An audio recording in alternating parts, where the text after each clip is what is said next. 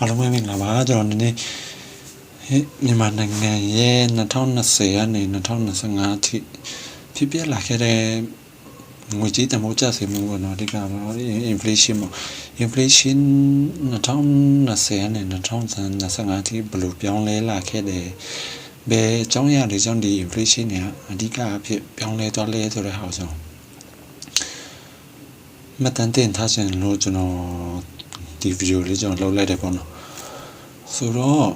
မြန်မာနိုင်ငံရဲ့ inflation ကပြောမယ်ဆိုရင်တော်တော်လေးထိခိုက်ခဲ့တယ်ပေါ့နော်အဲ့လိုပဲပြောမှာပေါ့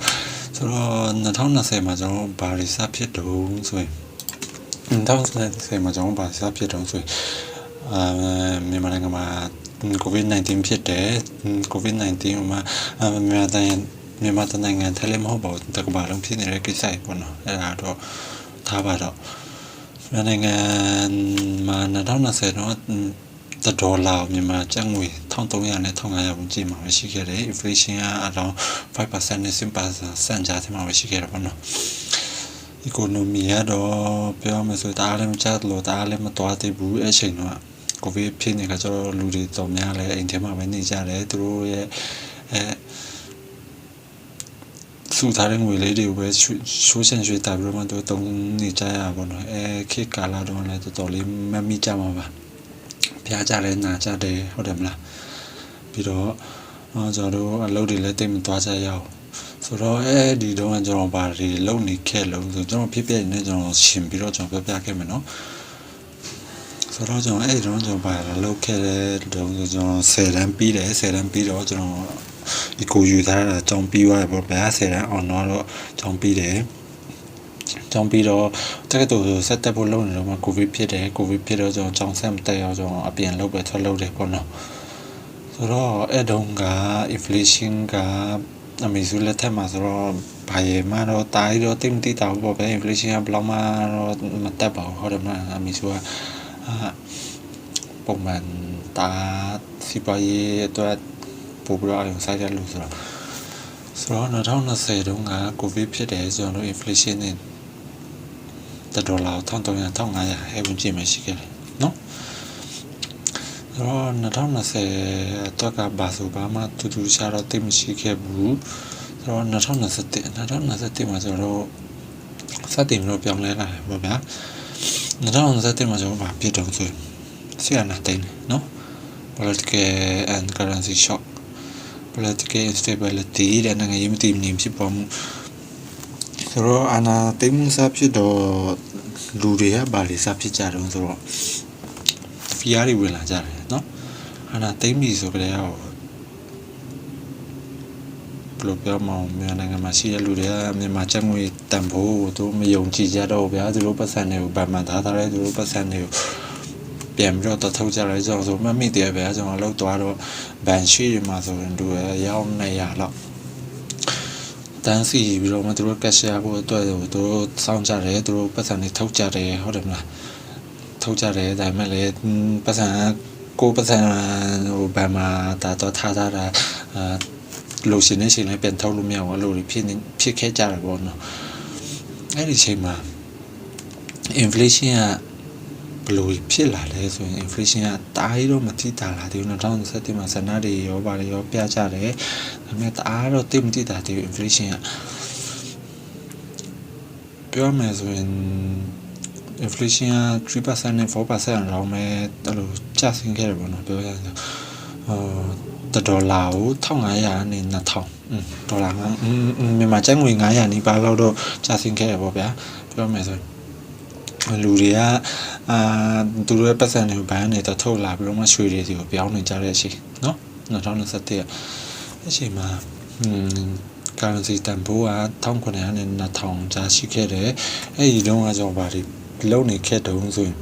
ကျွန်တော်လောက်သွားတယ်ကျွန်တော်နိုင်ငံထဲမှာဖြစ်ပျက်နေတဲ့ဟာတွေအနာသိနေဆိုတဲ့ဟာကိုကျွန်တော်ပြောမယ်ဆိုရင်တိတ်နားမလည်ခဲ့ဘူးဗျာအဲ့တော့ငယ်လေးငယ်ဒီလိုနေပြီတော့តែ19လား20လားပြောလောက်ရှိမှာပေါ့နော်အဲ့ကျွန်တော်ဘာမှနားမလည်ခဲ့ဘူးဟို သူတို့ပတ်စံနေတာတော့ထုံးနေကြတယ်ကျွန်တော်ဘာလို့ပတ်စံနေရောလို့တော့ထုံးနေကြရလဲကျွန်တော်ဘာဆိုဘာမှလည်းကျွန်တော်မသိခဲ့ဘူးပေါ့နော်2021ကအာနာသတိန်တော့ inflation အားတော့တင်တည်တာတည်ပေါ့ဗျာဆိုတော့2020မှာဘာဖြစ်လဲဆိုတော့ fuels and food price increase sharply နော်ဆိုတော့အဲ့ချိန်မှာဘာစဖြစ်လို့ကုန်စည်နှုန်းတွေစပြီးတော့တက်လာပြီရွှေစည်းကလည်းပြောမှဆိုရင်စတက်လာပြီရွှေစည်းတက်တဲ့နောက်ကုန်စည်နှုန်းတွေကလိုက်တာပဲ inflation တွေဖြစ်တော့လေနော်ဆိုတော့ inflation ကအဲ့ဒီမှာတော်တော်လေးဆိုးရွားဖြစ်တာဘယ်လောက်ဖြစ်တော့ဆို18%လောက်ထိဆိုတော့မြန်မာကျပ်ငွေတန်ဖိုးအကျဆင်းခွင့်သွားခဲ့ပါဆိုခုနကပြောလို့ပဲ2021မှာတော့ဒေါ်လာမြန်မာကျပ်ငွေ2000ဝန်းကျင်လောက်ပဲရှိရကနေ2022မှာဒေါ်လာ2500 3000အများဆုံး3000ပေါ့နော်အဲ့ဒီလောက်တက်သွားတယ်ဆိုတော့ပြောရမယ်ဆိုရင်ဒါဒီပမာဏ inflation 18% ဆိုတဲ့ဟာတော်တော်လေးများတယ်ဗျာပြောရမယ်ဆိုရင်အမေရိကန်တို့ဂျပန်တို့မှာတော့ inflation ကိုသူတို့အများဆုံးတက်ခိုင်းတော့သူတို့ 0.5% 1% အဲ့လောက်ထိသူတို့ပေးမတက်နိုင်เนาะကျွန်တော်တို့18% ဆိုတဲ့ဟာတော်တော်လေးများတယ်ဗျာပြောရရင်ဆိုเนาะအဲ့ဒါကြောင့်ကျွန်တော်တို့ဘယ်လိုတွေဖြစ်တုံးဆိုရင်ကျွန်တော်တို့ဒါမှလောက်သားပြည်သူတွေလောအခါနဲ့ကုန်စည်နှုန်းနဲ့မကိုက်တော့ဘူးအဲ့လိုတွေစညီးလာတဲ့အတန်တွေကျွန်တော်ကြားရတယ်ပြီးတော့တော်တော်များလဲမမိကြမှာပါအဓိကတော့မီးတွေလည်းပြတ်ကြတယ်အလုပ်တွေလည်းတော်ရုံမလုပ်ကြရတော့ဘူးဟုတ်တယ်မလားပြီးရင်ရှိရုံမှာပါတခြားအကြောင်းအရာလေးလူငယ်တွေတော်တော်များများဟိုတွေရောက်တယ်ဒီတွေရောက်တယ်ဆိုတာအဲ့လိုကိစ္စတွေပေါ့နော်ဆိုတော့2020က inflation က18% လောက်တော့တက်ခဲ့တယ်နော်အဲ့ဒါပြောမယ်ဆိုရင်အစီမပြေဘူးဗျာကျွန်တော်တို့တော်တော်လေးခံခဲ့ရတဲ့ကာလကျွန်တော်ဆိုရင်2020မှာကျွန်တော်ဘာသာလောက်တုံးဆိုရင်ကျွန်တော်ရွှေပြည်အလုပ်စားဝင်ပြီးတော့လုပ်တယ်အဲ့တုန်းကလည်းရွှေပြည်လောက်ကအလုပ်ကောင်းနေတယ်ဆိုတော့ကျွန်တော်ဝင်လုပ်တာပေါ့နော်ဘူးမတီပါမတီနဲ့ကျွန်တော်ဝင်လုပ်ခဲ့တာအဲ့ချိန်မှာလူတွေကရွှေကိုအလူရဲဝယ်နေကြဆဲကာလ2020နော်အဲ့ချိန်မှာရွှေတွေကိုအလူရဲဝယ်နေကြတော့ရွှေပြည်သမားတွေကလည်းအလုပ်တွေကောင်းနေကြရွှေဝယ်တဲ့လူရှိလေရွှေပြည်သမားတွေကလုပ်ပေးရလေရွှေဆိုင်သမားတွေကလည်းရောင်းရလေဆိုတော့အဲ့ချိန်မှာကျွန်တော်အလုပ်စဝင်လုပ်တယ်ပေါ့ဗျာဆိုတော့2023မှာ inflation peak ကိုရောက်တဲ့နေ့ပြောမယ်ဆိုတော့ဒီ3500ဆိုတဲ့ဟာမားတယ်ပေါ့နော်ပြောရရင်ဆိုတော့မြင်ခဲ့တဲ့ကာလကျွန်တော်အများဆုံး inflation တက်ခဲ့တာဆို6000ကျော်9000နီးပါးအဲ့လောက်ထိကိုရောက်ခဲ့တယ်ဒါပေမဲ့လည်းအဲ့ဒါဒါအမြန်လွန်သွားတယ်ဗျာတပတ်အတွင်းမှာဖြစ်ပျက်ခဲ့တာတပတ်အတွင်းမှာကျွန်တော်ဘာတွေတွေးခေါ်ရတဲ့တုံးဆိုတရက်ကိုမြန်မာကျပ်ငွေတန်ဖိုးကျဆင်းနေတာ900 600အဲ့လောက်နီးပါးလောက်ထိကိုကျဆင်းနေတာဗျာပြောရရင်ဆို inflation ကလည်း around 27% နဲ့ 27% ဆိုတော့ပြောရမယ်ဆိုရင်ဒါရပုံမှန်ရှိနေမဟုတ်တော့ဘူးပေါ့ဗျာ inflation peak ကိုရောက်တဲ့နေ့လို့သူတို့အများပြေတော့ယုံကြည်ကြတယ်နော်ဆိုတော့လူတွေတော်များလည်းအလုပ်တွေတော့လုပ်တယ်ဗျာဒါပေမဲ့ကုန်စည်နှုန်းတွေကလည်းဒါတက်နေတဲ့အချိန်အလုပ်တွေတော့လုပ်တယ်မီးတွေကလည်းပြတ်တယ်ပြောမယ်ဆိုရင်တာမန်ပြည်သူတွေစပြီးတော့မှမွဲတဲ့နေ့ပေါ့ဗျာဒီနေ့ဆိုရင်နော်2023က peak ကိုရောက်တဲ့နေ့ inflation ကဒါတော့ ban rate တွေဖြစ်မယ်တဲ့နော်3500ဆိုတာတော့2024မှာဘာဖြစ်လို့ဆိုရင် inflation ကနည်းနည်းတော့ပြန်ကျလာတယ်။ဟောဆိုပြောဖို့တခုမိပါလို့2023မှာအဓိကဒီ inflation ကိုပြောင်းလဲစေခဲ့တဲ့ຢာတွေကဘာတွေတုံးဆိုရင် investor အများစုနိုင်ငံခြား investor တွေအများစုမြန်မာနိုင်ငံကနေထွက်သွားတာနော် နိုင်ငံခြားရေးစာတွေဘာလို့ထွက်ကုန်တော့ဆိုတာအဲ့ဒါမေကွန်းတစ်ခုပဲရှိတယ်မေကွန်းတစ်ခုဘာဖြစ်တုံးဆိုရင်ပြည်တွင်းစစ်ဖြစ်တာဗျာပြည်တွင်းစစ်2023 2024ကပြည်တွင်းစစ်ဖြစ်တာပြောမယ်ဆိုရင်တော်တော်လေးကျန်းတယ်ပေါ့နော်တော်တော်လေးကျန်းခဲ့တယ်အဲကြောင့်မင်းနိုင်ငံခြားရေးစာတွေထွက်ကုန်တော့ညနိုင်ငံမှာဒေါ်လာရစရာဝင်ငွေလမ်းကြောင်းကတော့ရုံနေပါဝါနေပါဝါတော့မြန်မာကျပ်ငွေတန်ဖိုးကလည်းအများကြီးကိုကျဆင်းတော့တယ် inflation နဲ့ 27% လောက်ကျွန်တော်တို့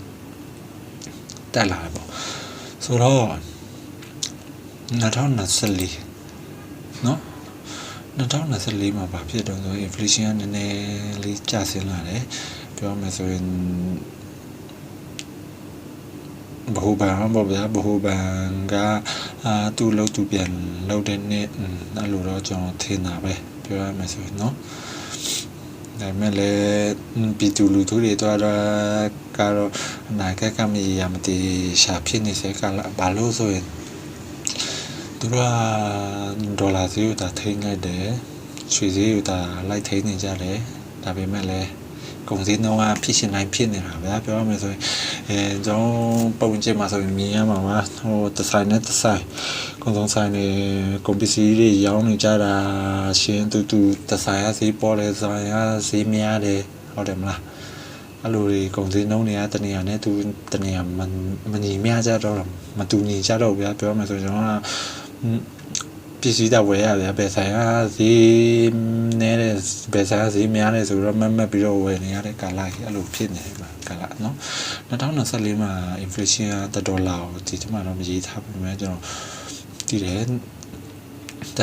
ကို3500 4000နီးပါ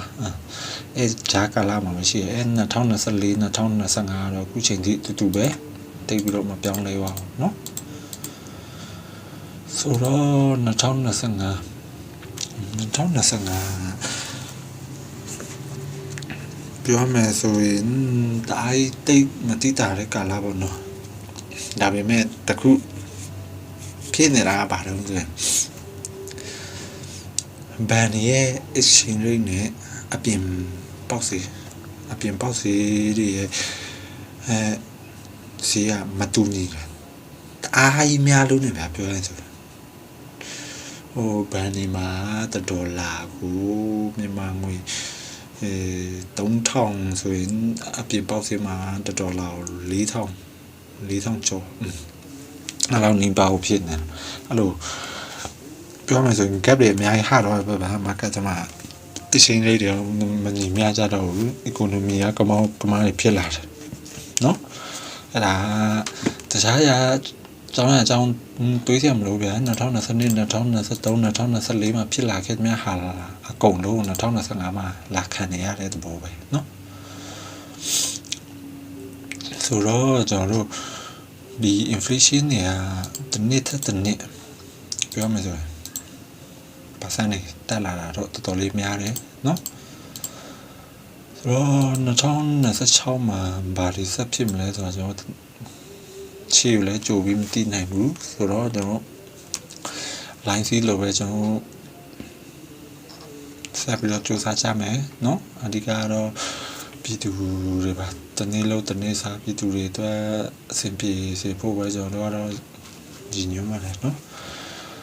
ဘာလို့ဆိုဟုတ်တယ်မလားကျွန်တော်တို့အခု2026တိကိုကုန်စည်နှုန်းတွေကကြီးနေတော့မယ်ဗျာကုန်စည်နှုန်းတွေကများနေတော့မယ်ဒါပေမဲ့ပြည်သူတွေရဲ့လောက်အခအခုချိန်ထိတော်ရုံမတက်လာသေးဘူးဗျပြောရမယ်ဆိုရင်တချို့ဆိုရင်တရက်တော်လောက်တယ်စံလေးတပီလောက်ဝယ်လာလိုက်ရုံနဲ့သူပစံရဲ့ထက်ဝက်နီးပါးလောက်ကကုန်သွားတယ်အဲ့လိုတွေအခုချိန်ထိအတန်နေကြားနေရတော့မယ်နော်ဆိုတော့ impact of on daily life ခဏကျွန်တော်ပြောလို့ပဲပြည်သူတွေစိတ်မပြေဘူးဟုတ်တယ်မလားစိတ်မပြေဘူးတာမန်လောက်တာပြည်သူတွေရွှေဝယ်စုဖို့နေတာကိုဝမ်းစာအတွက်ပဲကို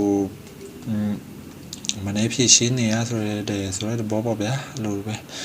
pressure တွေလည်းများနေတယ်ဟုတ်တယ်မလားဒီကြား